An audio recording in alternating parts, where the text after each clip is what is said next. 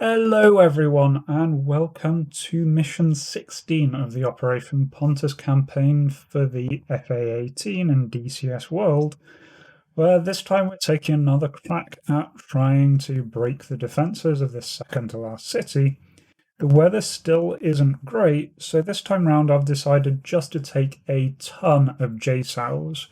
JSOWs, you put in the coordinates so they can fire through clouds or sun, really doesn't matter. And so I've taken a total of 8 of those. My wingman's got his normal loadout of a load of Mavericks. As for the other flights, Fish is doing Seed with a full Seed loadout. Hooter is back on strike. Pickle's got the normal close air patrol in Bravo sector, and Trimmer is doing casts. Otherwise, we've got some broken cloud, but it's pretty low broken cloud, so definitely happy I took the JSOWs on this one. Anyway, let's jump into it. So I use the F10 map to identify my targets. I really don't think this is cheating, because this is what JTAC should be providing. Decide to go for this radar lookout here as my main target. Again, this should be what JTAC provides, but for some reason JTAC only provides coordinates in the UTM format, and your missiles, the JSOW missiles, only accept latitude-longitude coordinates, which is all a bit weird. And the JTAC on this campaign seems to be a little bit buggy. No matter what I'm armed with, it will only ever tell me to go in with guns, which is all a bit odd. Anyway, before I launch anything, I see that Fish has launched a load of his JSOWs, so I look what they're going in at first and see him getting multiple hits then on these sites. I then go in, fire off my JSOW, just waiting a little bit while I'm in range, just to make sure that I'm nice and easily in range. I'm not going to get anything missing. I'm also just double checking there, making sure those JSOWs he launched aren't going in on the same target. So I fire, turn away, put it into autopilot hold just to hold the circle on the outer edge. Just go and check where his missiles are going again, check that mine aren't going to arrive anytime soon, and I start putting in the next set of coordinates, which is for a bunker that I had spotted. And so this is me putting it in. The reason why the camera's going up and down is I'm reading off my lap. I've got track IR, so it's exaggerating my head movements. This is the only time on this mission that I'm going to be showing this, just to give you some idea of what I was doing, but it's not great video footage here. But just putting in latitude, longitude, and then I put in the altitude.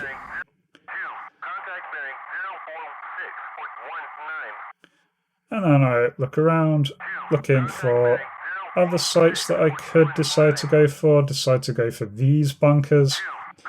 Since the JSOWs are really good at taking out bunkers, and the nice thing is bunkers won't move.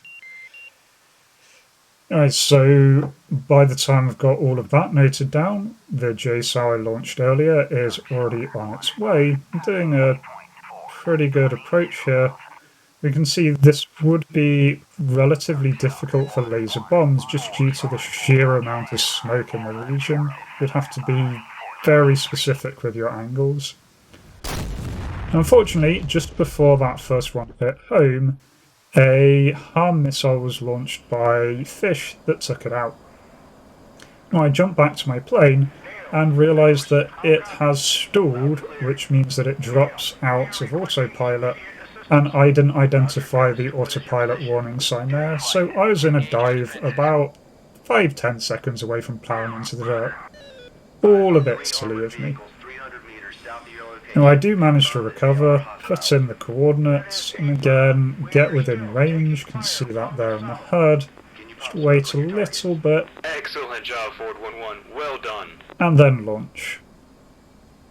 And then same deal as before, level out, make very sure I've got enough engine power this time, and put myself into an autopilot bank. And it's time to pick another target. And so note down the location of this bunker here. Briefly flip over to tell my wingman to head home because he's fired off all of his Mavericks.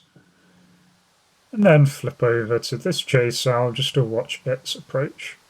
So you can just see the two little white dots near the center of the screen. Those are the bunkers that this has been launched at.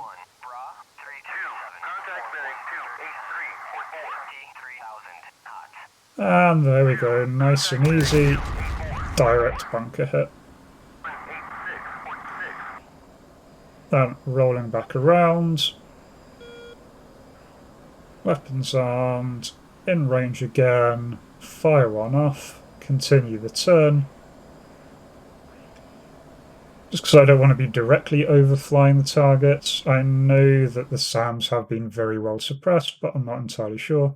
Here's some other missiles coming in, and they slam into trees. I think that's the problem I may have had with some of my approaches before. If the JSOWs are going in at too shallow an angle, then they can easily hit trees or buildings.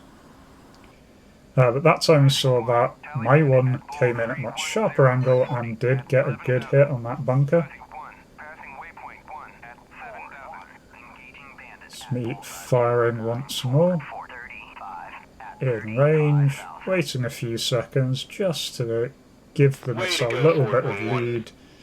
And it also makes sure the missile's coming in at a slightly steeper angle if I'm closer to the target so that it doesn't hit those bunkers. Then decide that this little bunker here is going to be my next target, so I plug that in, can see the other fighters flying directly overhead. Go over to observe this one. You can see this coming in at a different angle on the same pair of bunkers we targeted before. And flies straight past the tanks, takes out another bunker.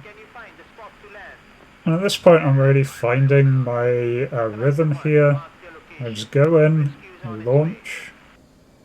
Once I've launched, I put it into a turn, and I have enough time to identify another target, plug in that target details into the JSOW computer on the left-hand side there, and then that ought to be just about right for me to then flip over to the third-person camera to watch the missile go in.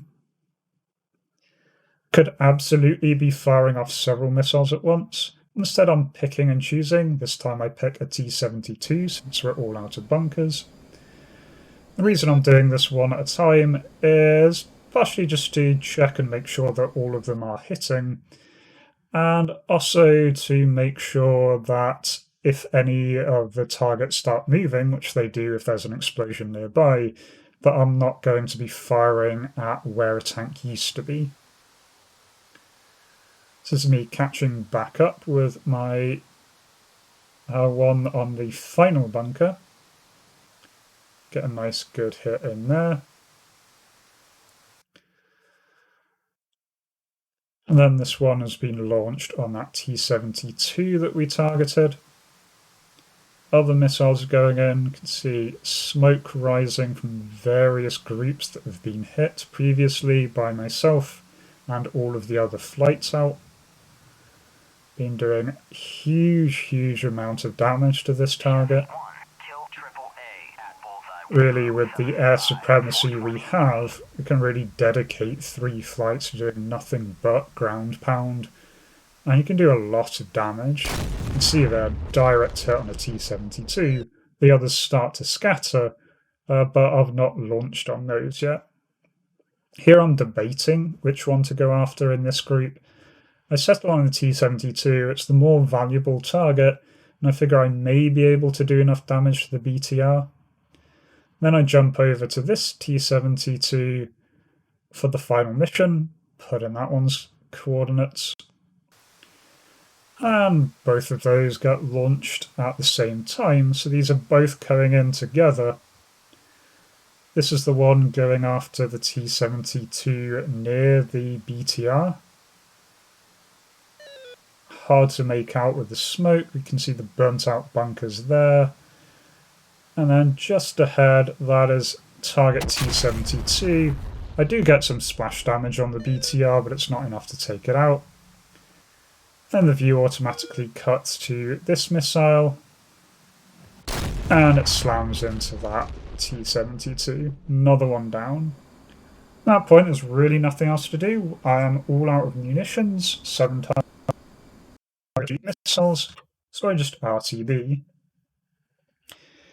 So to sum up there, I got 4 bunkers, 3 T-72s.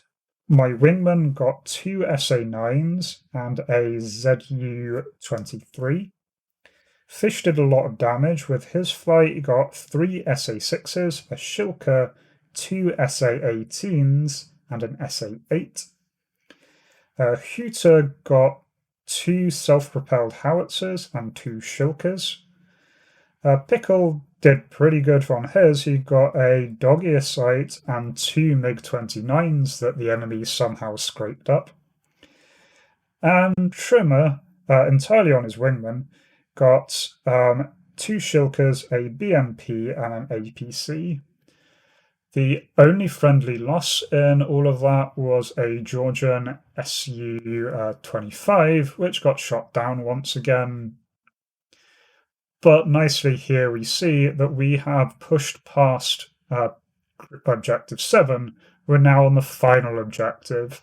The enemy are backed into a corner now, and so it's just time to give the killing blow. But that probably going to take a mission or 2 to go, and that'll have to wait till next time. If you've enjoyed this, please do leave a like and or a comment. Really does help audience engagement, which helps YouTube promote these videos. And otherwise, I hope to catch you in the next one. Until then, remember to be kind to yourself and everyone else. Cheers.